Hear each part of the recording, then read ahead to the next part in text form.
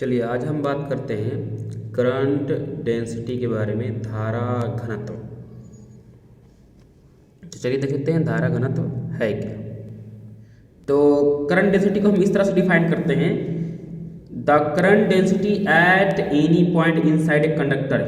Conductor के अंदर एक पॉइंट पर बात कर रहे हैं, जो भी हम बात करेंगे कंडक्टर के अंदर एक पॉइंट के बारे में बात कर रहे हैं। कहता है the amount of charge flowing per second, एक सेकंड में जितना चार्ज पास हो रहा है एक यूनिट एरिया से, एक क्षेत्रफल से, लेकिन कैसे पास होना चाहिए? परपेंडिकुलर पास होना चाहिए। उसका जो डायरेक्शन है चार्ज पास होने का एक सेकंड में परपेंडिकुलर होना चाहिए उस एरिया के। तो हम बोलेंगे उस पॉइंट पर का ये करंट डेंसिटी है, जितना भी चार्ज पास हो रहा है। या फिर हम इस तरह से भी डिफाइन कर सकते हैं, अमाउंट ऑफ इलेक्ट्रिक करंट पर unit area is called current density. और ये उसके लिए कंडीशन है कि जो भी करंट पास होना चाहिए वो उस एरिया के परपेंडिकुलर पास होना चाहिए, नॉर्मल पास होना चाहिए। इस तरह से हिंदी में डिफाइन कर सकते हैं, किसी चालक में किसी बिंदु के परितः प्रति एकांक क्षेत्रफल से अभिलंबित गुजरने वाली धारा को उस बिंदु पर का धारा घनत्व बोलते हैं। मतलब प्रति एकांक क्षेत्रफल में प्रवाहित विद्युत धारा को करंट डेंसिटी कहते हैं, लेकिन क्या है कि उस क्षेत्रफल के लंबवत पास होना चाहिए, धारा घनत्व कहलाता है। आइए इसका हम मैथमेटिकल फॉर्म देख लेते हैं। इसका जो सिंबल होता है जे होता है, मतलब कि हम जे द्वारा इसको सूचित करते हैं, इसको डिनोट जो करते हैं वो जे से करते हैं। तो यहाँ से करंट डेंसिटी का अलग अलग कंडीशन के लिए अलग अलग फॉर्मूला डिराइव होगा, वो हम देख लेते हैं। यहाँ से हम केस नंबर है पहला, when electric current passing through normal to the given area, जो एरिया हम दिए गए हैं उससे जो विद्युत धारा पास हो रहा है वो लंबवत पास हो रहा है, उसके लिए हम लोग देख लेते हैं फार्मूला करंट डेंसिटी का।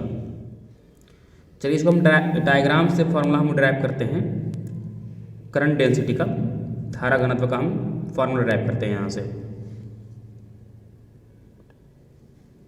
तो एक पॉइंट मान लेते हैं, चलिए ये पॉइंट यहाँ पर है और ये एक इसका एरिया मान लेते हैं यहाँ से। अब हम देखेंगे कि इस पॉइंट जो कंडक्टर के अंदर है और वहाँ पर जो एरिया हमने बनाया है, इस एरिया से कितना धारा पास हो रहा है, इलेक्ट्रिक करंट कितना पास हो रहा है।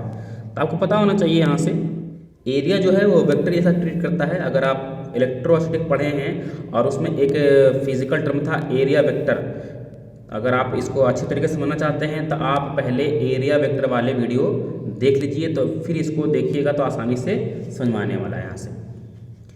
तो ये इसका जो एरिया वेक्टर होगा वो इस सरफेस के परपेंडिकुलर होता है। तो ये है एरिया वेक्टर का डायरेक्शन, ये एरिया वेक्टर है। और यहाँ से जो इलेक्ट्रिक करंट पास हो रहा है, अभी हमने माना है कि इस एरिया के परपेंडिकुलर पास हो रहा है, तो ये जो डायरेक्शन शो हो रहा है इस तरह से, ये है इलेक्ट्रिक करंट का डायरेक्शन। जैसे तो आप देख पा रहे हैं कि इस एरिया के क्या है, परपेंडिकुलर है, दोनों का डायरेक्शन क्या है, एक तरफ है। तो यहाँ से जो करंट डेंसिटी को जो डिफाइन किया गया है कि किसी कंडक्टर के अंदर किसी एक पॉइंट पर और एक यूनिट एरिया हो, एरिया कितना हो, एक यूनिट हो, और उस एरिया से जितना भी परपेंडिकुलर विद्युत धारा पास होगा, इलेक्ट्रिक करंट पास होगा, उसे हम क्या बोलेंगे, धारा घनत्व बोलेंगे, करंट डेंसिटी बोलेंगे। तो यहाँ से फॉर्मूला हो जाएगा जे, क्योंकि करंट डेंसिटी को जे से लिखते हैं यहाँ से, तो J is equal to I by A हो जाएगा। मतलब कि अमाउंट ऑफ इलेक्ट्रिक करंट पर unit area is called current density. मतलब प्रति एकांक क्षेत्रफल में विद्युत धारा की मात्रा को हम लोग धारा घनत्व कहते हैं। तो यहाँ से ये हो गया फॉर्मूला। अगला केस हम लोग देखेंगे कि when electric current passing through at any angle to the given area, जब दिए गए क्षेत्रफल से विद्युत धारा लंबवत पास नहीं होता, मतलब किसी भी एंगल पर वो पास होता है, तब हम लोग देखेंगे उसका फॉर्मूला। तो यहाँ से हम लोग देख पा रहे हैं कि when electric current passing through at any angle with given area, मतलब कि जो एरिया दिया गया उसके साथ किसी भी एंगल से इलेक्ट्रिक करंट अगर पास करे तब क्या होगा, धारा घनत्व, इलेक्ट्रिक करंट डेंसिटी का फॉर्मूला क्या होने वाला है। यहाँ से हम लोग देख लेते हैं, डायग्राम्स पहले समझते हैं। तो पहले हम डायग्राम बना लेते हैं यहाँ से। चलिए डायग्राम आप देख पा रहे हैं कि यहाँ पर मान लेते हैं ये पॉइंट है, जो ये पॉइंट फिर से ए है, तो इसका जो एरिया वेक्टर हो जाएगा, एरिया मान लेते हैं ये एरिया, चलिए इसका एरिया वेक्टर का जो डायरेक्शन होगा वो इस डायरेक्शन में हो जाएगा यहाँ से, ये है इसका एरिया वेक्टर। तो अब हम यहाँ से हम केस नंबर जो 2 में देख रहे हैं कि इलेक्ट्रिक करंट और एरिया वेक्टर जो एरिया आप लिए हैं उन दोनों के बीच क्या होगा, कुछ सर्टेन एंगल होगा, कुछ एंगल में पास होगा, ये परपेंडिकुलर इस तरह से पास नहीं होगा। तो हम देख लेते हैं यहाँ से कि अगर इलेक्ट्रिक करंट का डायरेक्शन क्या हो तो इस तरह से पास हो रहा है इलेक्ट्रिक करंट, जैसा कि आप फिगर में देख पा रहे हैं कि यहाँ से एरिया जो है और इलेक्ट्रिक करंट है दोनों के बीच क्या है, कुछ एंगल है, मतलब ये पूरी तरह से परपेंडिकुलर पास नहीं हो रहा है। तो क्या हुआ, इसके बीच क्या है, वो कुछ एंगल बनेगा, एंगल मान लेते हैं क्या, थीटा। तो आपको यहाँ से जो करंट डेंसिटी को डिफाइन किया गया है कि इलेक्ट्रिक करंट जब भी पास होना चाहिए तो जिस एरिया के बारे में बात कर रहे हैं उस एरिया क्या होना चाहिए, परपेंडिकुलर पास होना चाहिए, लंबवत पास होना चाहिए। तो यहाँ पर देख पा रहे हैं कि इलेक्ट्रिक करंट और एरिया ये दोनों परपेंडिकुलर नहीं है, लंबवत नहीं है। तो देख पा रहे हैं कि एरिया वेक्टर और इलेक्ट्रिक करंट, तो आपके पास कोई मैथमेटिकल कंसेप्ट है कि एरिया को आप इलेक्ट्रिक करंट के डायरेक्शन तरफ मोड़ दें, मतलब कि दोनों का डायरेक्शन क्या हो जाए, एक ही तरफ हो जाए, मतलब परपेंडिकुलर हो जाए। तो यहाँ से हम क्या करेंगे कि आपके पास कंपोनेंट रिजॉल्व करने के लिए आना चाहिए। तो हम वो देख लेते हैं कि अगर इसको हम एक कंपोनेंट तोड़ दे, एक इस डायरेक्शन में और एक इसी डायरेक्शन में, तो आपको पता होना चाहिए कि अगर एंगल ये थीटा है तो ये टूट जाएगा ए कॉस थीटा और ये हो जाएगा ए साइन थीटा। तो यहाँ से आप देख पा रहे हैं कि एरिया वेक्टर और इलेक्ट्रिक करंट डायरेक्शन क्या है, दोनों एक ही डायरेक्शन में है, मतलब यहाँ से क्या हो गया, परपेंडिकुलर हो गया यहाँ से। तो यहाँ से हम क्या करेंगे कि जो करंट डेंसिटी का जो फॉर्मूला होता है अमाउंट ऑफ इलेक्ट्रिक करंट पर यूनिट एरिया, तो यहाँ से इलेक्ट्रिक करंट तो आई है ठीक है, लेकिन यहाँ पर एरिया जो है वो आपका ये पूरा एरिया है, ये क्षेत्रफल क्या है, ए कॉस थीटा पूरा एरिया है। तो यहाँ से क्या पुट करेंगे, ए कॉस थीटा। तो ये फॉर्मूला देगा कि अगर किसी भी एंगल पर अगर आप निकालना चाहे तो इस फार्मूला के हेल्प से आप निकाल सकते हैं। मतलब इलेक्ट्रिक करंट एरिया के परपेंडिकुलर हो या ना हो, अगर परपेंडिकुलर है तब भी यहाँ से हो जाएगा, परपेंडिकुलर नहीं है तब भी यहाँ से हो जाएगा। तो आप देख पा रहे हैं कि यहाँ से J = I/A cos थीटा। तो आप क्या कर सकते हैं, इस फार्मूला के हेल्प से पिछले वाले केस को भी डिराइव कर सकते हैं। तो आइए हम पिछली तरह देख लेते हैं यहाँ से। तो यहाँ से आप देख पा रहे हैं कि इलेक्ट्रिक करंट का डायरेक्शन इस तरफ है और एरिया का डायरेक्शन इस तरफ है। तो दोनों बीच एंगल हो जाएगा, कितना हो जाएगा, थीटा 0 डिग्री हो जाएगा। लेकिन इलेक्ट्रिक करंट इस एरिया के क्या है, इस एरिया के परपेंडिकुलर पास हो रहा है, क्योंकि एरिया वेक्टर भी क्या होता है, उस सरफेस के जो आप क्षेत्रफल लिए हैं उसके परपेंडिकुलर ही होता है एरिया वेक्टर। तो पिछले वाले आप केस में देखेंगे अगर J = क्या है, I/A cos थीटा। तो थीटा तो यहाँ से 0 डिग्री हो गया, तब पता होना चाहिए जब थीटा 0 होगा तो क्या होगा, 1 हो जाएगा। तो I/A देखिए, तो यहाँ फिर से वही फॉर्मूला आ गया। आप देख पा रहे हैं कि दोनों के फॉर्मूला एक ही है, तो हम इस तरह से ड्राइव कर सकते हैं। तो यहाँ से हम तीसरा केस देखने वाले हैं, the total electric current passing through a given surface. एक हम सरफेस ले लेंगे, एक पूरा सरफेस ले लेंगे, और अभी हम जो देख रहे हैं तो किसी एक पॉइंट से, हम एक पॉइंट के लिए हम बात कर रहे थे, जो भी फॉर्मूला पीछे जो करंट डेंसिटी का वो एक पॉइंट के लिए है। तो यहाँ हम क्या बात करेंगे, पूरे कंडक्टर के लिए, मतलब जो भी आप कंडक्टर लिए हैं जो, और उसमें जो जितना भी सरफेस एरिया है उस पूरे सरफेस से कितना इलेक्ट्रिक करंट पास हो रहा है, विद्युत धारा पास हो रहा है। तो ये डायग्राम समझते हैं यहाँ पर हम। चलिए अब हम यहाँ बात करने वाले हैं टोटल सरफेस एरिया के लिए।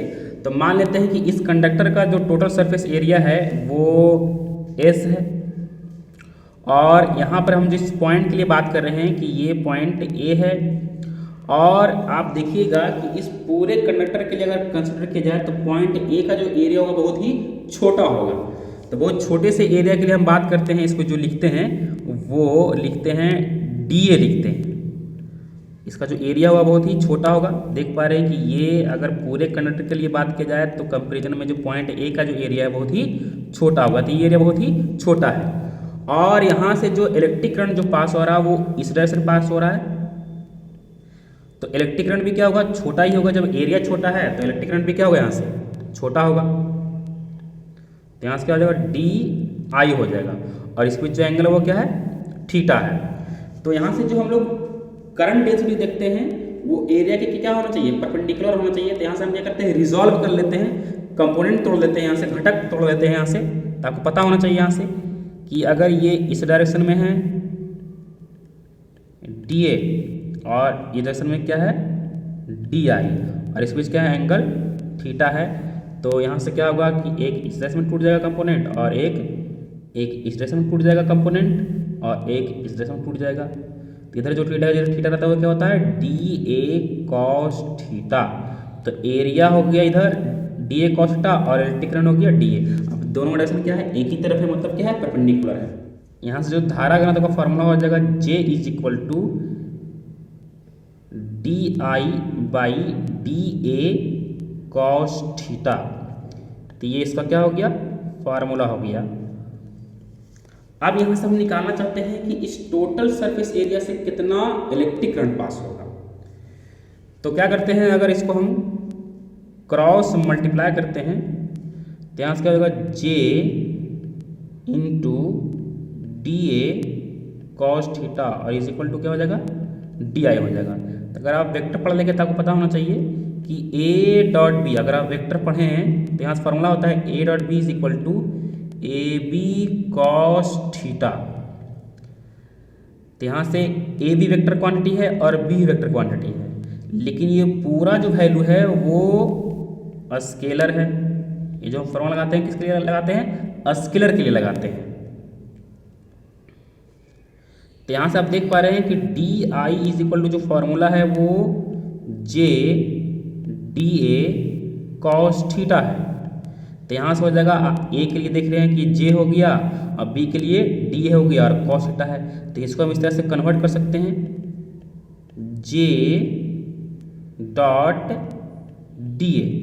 तो यहाँ से दो चीज़ पता चल रहा है कि कहीं न कहीं जो करंट डेंसिटी है वो क्या है, वेक्टर होगा, सदिश राशि होगा, और डी ए जो होगा क्या होगा, स्केलर होगा, अदिश राशि होगा। और आपको पहले ही बताया जा चुका है कि डी ए जो होता है वो क्या होता है, इलेक्ट्रिक करंट जो होता है वो क्या होता है, स्केलर क्वांटिटी। जो डी आई वो क्या है, स्केलर क्वांटिटी है, और जे क्या है यहाँ पर, वेक्टर क्वांटिटी है। इस फॉर्मूला की हेल्प से हम समझ सकते हैं। तो आगे हम बात करेंगे कि जे वेक्टर क्वांटिटी कैसे है।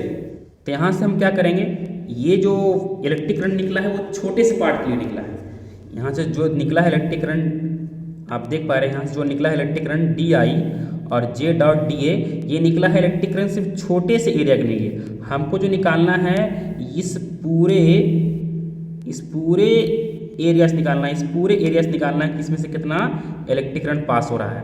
तो यहाँ से आपको पता होना चाहिए, थोड़ा सा कैलकुलेस अगर आता है तो हम क्या करेंगे, यहाँ से इसको इंटीग्रेट कर देंगे, D I is equal to क्या करेंगे, इसको इंटीग्रेट कर देंगे जे डॉट डी ए यहाँ से।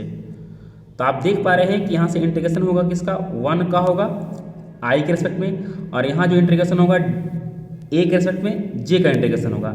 लेकिन ये जो होगा कैसा होगा, होल इंटीग्रेशन होगा। इसको आप इस तरह भी लिख सकते हैं यहाँ से। तो 1 का इंटीग्रेशन आई के रेस्पेक्ट में क्या हो जाएगा, आई हो जाएगा, और यहाँ से आप इसको इंटीग्रेट करेंगे तो आप इस तरह डायरेक्ट इस तरह भी रहने देते हैं, या फिर जे डी ए कॉस लिखेंगे। तो समझो कि ये एक फॉर्मूला हो गया किसी सरफेस से, टोटल सरफेस से कितना इलेक्ट्रिक करंट पास हो रहा है। तो उसके लिए आपने छोटे से पार्ट से निकाल लिया करंट डेंसिटी, और यहाँ से क्या किया आपने कि टोटल को क्या किया, इंटीग्रेट कर दिया। तो क्या निकल गया, पूरे सरफेस एरिया से उसका इलेक्ट्रिक करंट निकल गया, कितना उससे पास हो रहा है। तब यहाँ देख लेते हैं कि ये जो करंट डेंसिटी है कौन सा फिजिकल क्वांटिटी है, यहाँ से हम लोग भी देख लेंगे। तो कहता है कि करंट डेंसिटी धारा घनत्व एक वेक्टर क्वांटिटी है, क्योंकि इसमें डायरेक्शन है। यहाँ पर पहले ही बात कर रहा है कि करंट डेंसिटी तभी कहेंगे, उस फिजिकल क्वांटिटी को करंट डेंसिटी तभी कहेंगे जब उस एरिया से कैसा होना चाहिए, परपेंडिकुलर पास होना चाहिए। तो यहाँ पे डायरेक्शन का कंसेप्ट है, इसलिए क्या है, ये जो करंट डेंसिटी है वो वेक्टर क्वांटिटी है। और इसका जो डायरेक्शन होता है, तो जिस डायरेक्शन में पॉजिटिव चार्ज मूव करता है, मतलब कि कह लीजिए क्या, इलेक्ट्रिक करंट का जिस डायरेक्शन होता है उसी डायरेक्शन की तरफ क्या होता है, करंट डेंसिटी का डायरेक्शन होता है, जिधर जो धारा पास होगा उसी दिशा की ओर होगा क्या, करंट डेंसिटी। अगर इलेक्ट्रिक करंट इस डायरेक्शन में पास हो रहा है आई, तो जे का भी क्या होगा, इसी डायरेक्शन में होगा। कुछ नोट पॉइंट में लिख लेते हैं यहाँ से। तो नोट पॉइंट में कुछ इस तरह है कि it is characteristic property of any point inside the conductor. जो करंट डेंसिटी है कंडक्टर के अंदर क्या है, एक कैरेक्टरिस्टिक प्रॉपर्टी है, एक गुण है उस पॉइंट का। इसको हिंदी में इस तरह से कहेंगे कि यह किसी चालक के अंदर किसी का लाक्षणिक गुण है। उस पॉइंट बिंदु का क्या है, ये लाक्षणिक गुण है। यह किसी चालक के अंदर किसी बिंदु का लाक्षणिक गुण है। क्या, हम लोग धारा घनत्व का एसआई मात्रक देख लेते हैं, SI unit of current density. तो यहाँ से हो जाएगा कि बेसिक फॉर्मूला जो है J is equal to I by A. तो इसका जो एसआई यूनिट लीजिएगा तो वो क्या हो जाएगा, एसआई यूनिट ऑफ J जो हो जाएगा वो इलेक्ट्रिक करंट का होता है एम्पियर बाई क्या, मीटर स्क्वायर। तो यहाँ से हो जाएगा एम्पियर मीटर स्क्वायर। इसका हम लोग डायमेंशन देख लेते हैं यहाँ से। चलिए डायमेंशन क्या होगा यहाँ से, वीमा। तो J इज इक्वल टू होता है आई बाई ए। तो इसका जो डायमेंशन हो जाएगा, इलेक्ट्रिक करंट का एम्पियर होता है और एरिया के लिए क्या लिखते हैं हम लोग, एल स्क्वायर। तो यहाँ से हो जाएगा J इज इक्वल टू ए और एल पे पावर -2। तो ये हो गया धारा घनत्व का विमा, डायमेंशन।